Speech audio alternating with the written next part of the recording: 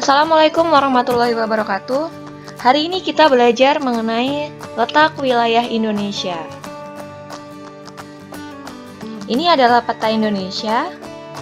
Dan di manakah letak wilayah Indonesia?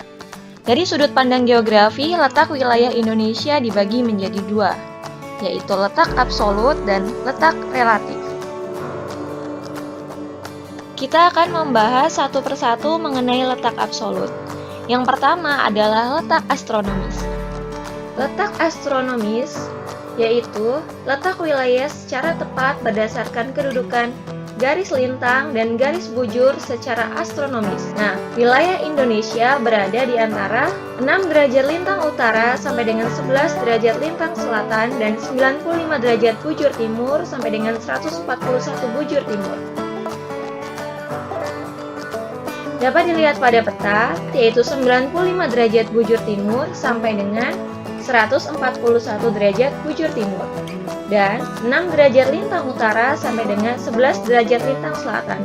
Dapat kita lihat bahwa Indonesia terdapat garis ekuator atau garis lintang 0. Ini garisnya. Ada beberapa pulau-pulau yang tepat berada di paling utara dan paling selatan. Pulau W terletak di paling utara. Pulau Dana yaitu terdapat di sebelah selatan Pulau Rote. Dan yang paling barat adalah ujung utara Pulau Sumatera, serta pulau paling timur yaitu Tamaroke. Nah, dampak dari garis lintang dan garis bujur, yang pertama adalah garis lintang menyebabkan Indonesia beriklim tropis, lalu garis bujurnya membagi wilayah Indonesia ke dalam 3 zona waktu. Dapat dilihat pada gambar bahwasanya zona waktu Indonesia ada 3. Yang pertama adalah WIB, waktu Indonesia bagian barat, WITA, waktu Indonesia bagian tengah, dan WIT adalah waktu Indonesia bagian timur. Pada peta, bagian barat ada Pulau Sumatera, Pulau Jawa, Kalimantan Barat, dan Kalimantan Tengah. Kemudian, yang bagian tengah itu terdapat Kalimantan Selatan, Kalimantan Timur, Bali, Nusa Tenggara Timur, Nusa Tenggara Barat, Sulawesi, dan pulau-pulau kecil di sekitarnya. Kemudian, itu bagian timur itu terdapat Maluku, Papua, dan pulau-pulau kecil di sekitarnya. Perbedaan waktu ini antara WIB, WITA, dan WIT adalah 1 jam. Jadi kalau di Sumatera jam 10, ketika dilihat di Bali sudah jam 11. Dan bila dilihat di Papua sudah jam 12. Letak yang kedua adalah letak geografis. Letak geografis yaitu suatu letak atau tempat dilihat dari kenyataannya di muka bumi atau letak suatu tempat dengan kaitannya dengan daerah lain di sekitarnya.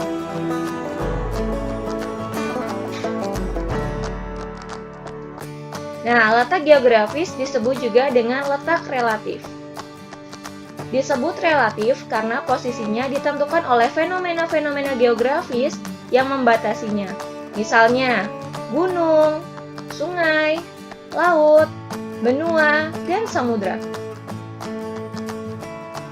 Dapat dilihat pada peta Indonesia secara geografis, Indonesia berada di antara 2 samudra, yaitu Samudra Hindia dan Samudra Pasifik. Dan Indonesia berada di antara 2 benua, yaitu benua Asia dan benua Australia. Ini dilihat dari benua dan samudra.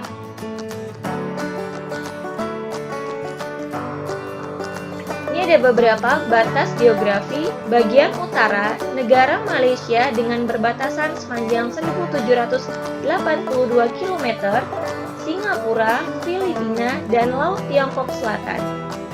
Batas geografi bagian selatan itu ada negara Australia, Timor Leste, dan Samudra Hindia.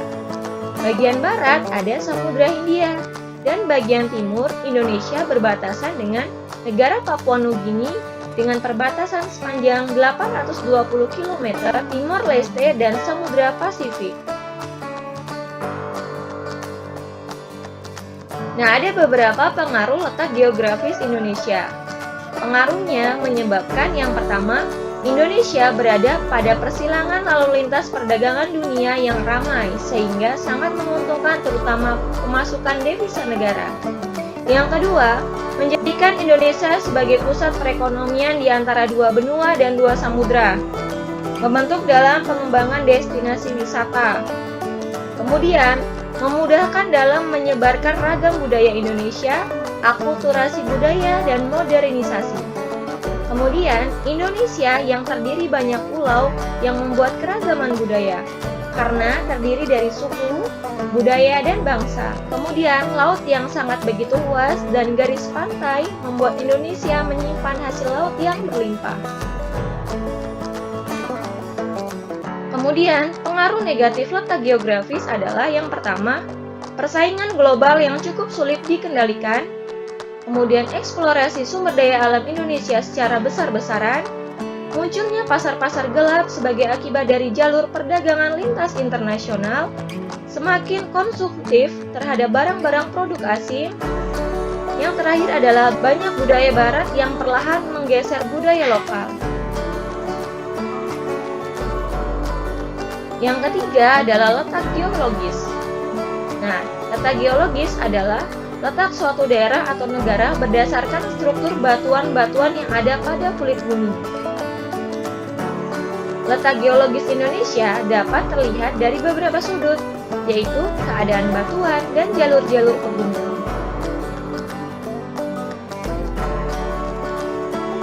Ini adalah peta Indonesia. Berdasarkan dengan keadaan Indonesia dilihat dari lempengan atau jenis batuan. Dapat dilihat pada gambar, Indonesia memiliki 3 pertemuan lempeng dunia. Yang pertama adalah Eurasia, Indo-Australia, dan Pasifik. Dan setiap lempeng itu bergerak dengan arahnya masing-masing. Lempeng Eurasia bergerak dari utara ke selatan, lempeng Indo-Australia bergerak dari selatan ke utara, sedangkan lempeng Pasifik bergerak dari timur ke barat. Oleh karena itu, Indonesia terdapat banyak gunung berapi yang dapat menyuburkan tanah, sering terjadi gempa bumi baik vulkanik maupun tektonik.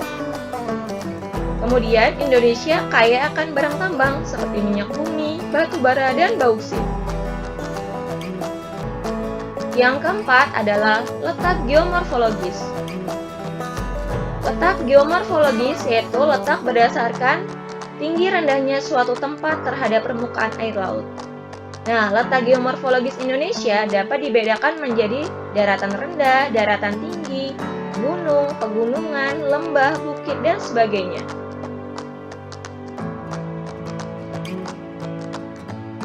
Pengaruh letak geomorfologis Indonesia dapat dilihat dari komponen pengamatan. Yang pertama, mata pencarian. Dapat dilihat dari komponen pengamatan atau mata pencarian yang pertama, di daratan rendah itu ada berbagai sektor. Tetapi di pegunungan itu mata pencariannya adalah petani. Kemudian dari bentuk rumahnya, di dataran rendah beratap genteng tanah dan banyak ventilasi.